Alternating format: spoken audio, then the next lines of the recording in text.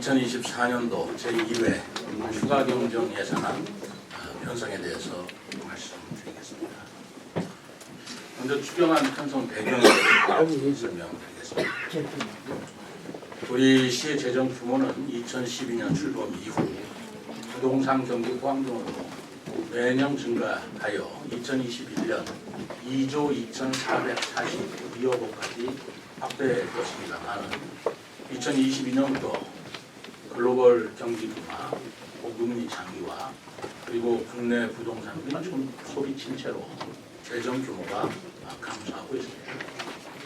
또 지속적인 세수 결손으로 작년 말 2024년 본예산 편성 당시는 2조 원 미만의 세입 규모로 증가한 세출 수요를 충당할 수 없는 상황이 되었습니다. 이에 우리 시는 본예산에 인건비 등 경직성 경비 및 현안 사업을 우선 반영하고 국비 매칭 등 꼭 필요한 1천억 원의 미반영 예산은 집행 시기를 고려하여 순세계 잉여금, 도부세 최종 요구액 등 추가 세입 규모를 파악해서 향후 추경에 반영하기로 했습니다. 올해 첫 추경 예산안 편성이 예년과 달리 연초부터 실제적으로 이르게 된 것은 경기 침체 장기화로 인해서 세입 전망이 어둡고 세출 구조 조정을 통한 재원 마련이 시급하다는 판단에 따른 것입니다. 2024년 제2회 추경안 전체 규모는 1,001억 원으로 시의회에서 원안대로 통과될 경우 올해 총 예산은 본 예산인 1조 9,026억 원을 포함해서 총 2조 91억 원이 있습니다. 이것은 전년도 최종 예산인 2조 2,640억과 비교하면 11.4%가 감소한 규모입니다. 주요 세입원은 순세계 잉여금 372억 원, 지방소비세 납입관리자 지정에 따른 이자 수입 100억 원, 지방교부세 71억 원, 통합재정안정화기금 예수금 57억 원 등 총 1,001억 원입니다. 이번 추경안은 어려운 재정 여건 속에서도 취약계층 생활 안정화, 지역경제 활성화를 위한 필수 사업들을 우선 반영하였고 업무 추진비, 읍면동 문화행사 감액 등 강력한 세출 구조 조정을 통한 재정 건전성 확보를 위해 노력하였습니다. 이어서 이번 추경안의 구체적인 편성 방안에 대해서 말씀드리겠습니다. 첫째로 업무 추진비를 일괄 감액하였습니다. 시장과 양부시장 그리고 실무 과장이 솔선수범하여 허리띠를 졸라매 어려운 재정 위기를 극복하겠다는 의지로 업무 추진비를 전년 대비 10% 감액한 본예산 금액에 또다시 20%를 추가 감액하여 총 30%를 감액하였습니다.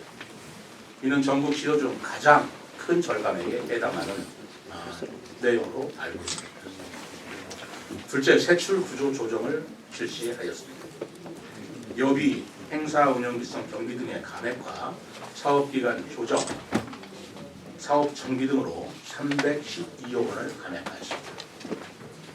셋째는 취약계층에 대한 지원 예산은 추가로 반영하였습니다.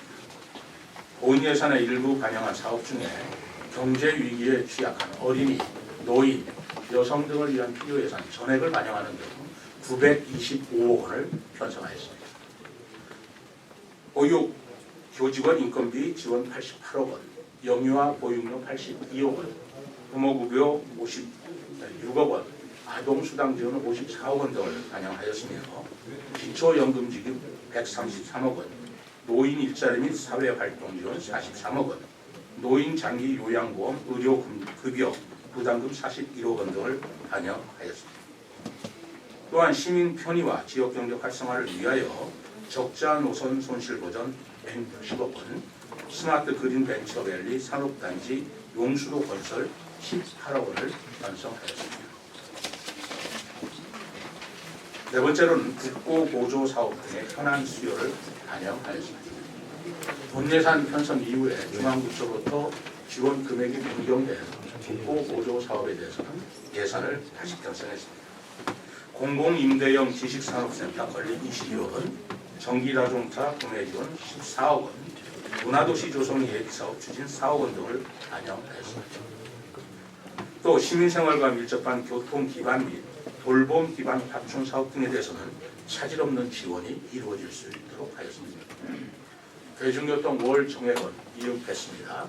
사업의 시행 준비를 위해서 19억 원, 보육교사 처우 개선 지원 14억 원, 금남면 복합 커뮤니티 센터, 생활문화센터 도입을 위해 6억 원 등을 편성했습니다. 다섯째, 시급한 재해 예방 사업 등에 대해서는 지방채 반영을 계획하였습니다. 본 예산 12분 사업 중 시민 안전을 위한 재해 위험 개선 기구 정비 사업, 도시 바람 밀숲 조성 사업과 소정면 복합 커뮤니티 센터 건립 사업에 60억 원 규모의 지방채 발행을 계획하였습니다. 지금까지 2024년도 제1회 추경 예산에 대해서 말씀드렸습니다만, 추경 예산안은 시의회 상임위별 예비심사와 예결특위 본심사를 거쳐 3월 22일 본회의에서 최종 확정될 예정입니다. 대내적으로 어려운 환경이지만 우리 시 재정의 10년 대계를 준비하는 마음가짐으로 철저히 대처해 나가겠습니다. 또한 합리적인 재정 운영과 시의회와의 긴밀한 협력으로 지역경제 활력 회복과 민생 안정을 위해 주력하겠습니다. 여민전 말씀을 주셨는데 참 좋은 질문을 해주셨어요. 저도 질문을 하셨으면 하는 그런 내용이었습니다. 여민전이 지금 각 자치단체에서 그 여민전 예산을 삭감하거나 아니면 편성하지 않는 자치단체가 있는 것이 사실입니다. 그런데 우리 시는 왜 여민전 5%를 계속 유지하려고 하고 있느냐라는 말씀을 제가 분명히 드리고자 합니다. 여민전에 대해서 다른 자치단체에서 반영하지 않는 이유는 예를 들어서 소비를 많이 하는 사람들한테 혜택이 더 많이 간다. 그래서 오히려 역차별이다. 소비를 많이 하는 사람은 그만큼 유효수가 많은, 그래도 가처분 소득이 많은 사람이 소비를 많이 할 것인데 그분들한테 더 많은 혜택을 주는 게 옳으냐라는 그런 논리예요. 그 논리 맞습니다. 그런데 제가 세종시에서 여민전을 쓰고자 하는 그 논리의 바탕을 두고 있는 것이 아닙니다. 세종시는 현재 집주 근접의 원칙으로, 다시 말하면 가족경제 원칙으로 볼 때 사실 우리 세종시에 근무하시는 분들이 직장이 세종시에 있는 것이 아닌 분들이 많습니다. 다른 자치단체에 비해서. 그래서 대전이나 청주나 이런 데 직장이 많으신 분들이 소득은 거기서 창출하면서 소비를 할 때 그곳에서 하는 데는 여민전 혜택이 없지만, 지역 화폐 혜택이 없지만 세종시에 와서 소비를 하면 여민전 화폐를 주도록 해서 자금의 대외 유출을 방지하고자 하는 그런 뜻이 숨어 있는 것입니다.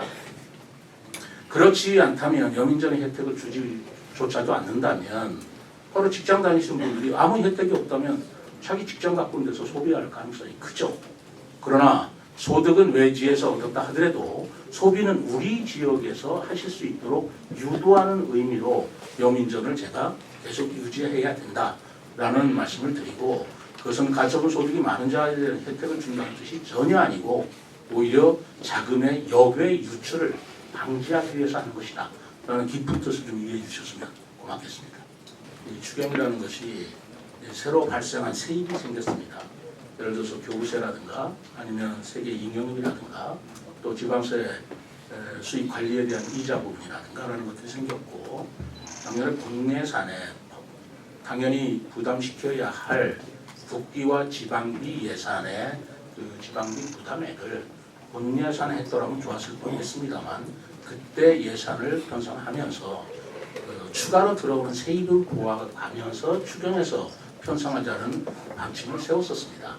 그러니까 그건 예측의 잘못이라고 생각하실 일은 아니고, 예측은 되었지만 예산 편성 기술상 이건 추경 예산을 통해서 반영시켰다라는 말씀을 드리고요.